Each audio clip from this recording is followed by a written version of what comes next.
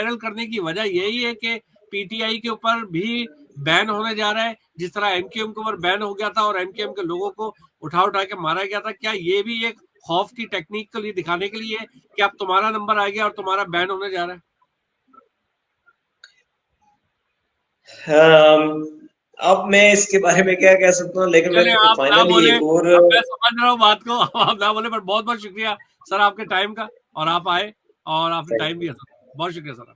बहुत शुक्रिया सरदार साहब, बहुत शुक्रिया आपका। अच्छा, हमारे साथ फैसल भी मौजूद है। फैसल भाई, आपकी लाइन ड्रॉप हो गई थी, हमारे साथ मौजूद है तस्लीम हैदर साहब, क्या कहेंगे? और जरा मुख्तसर करके अपना आप तजिया बताइए।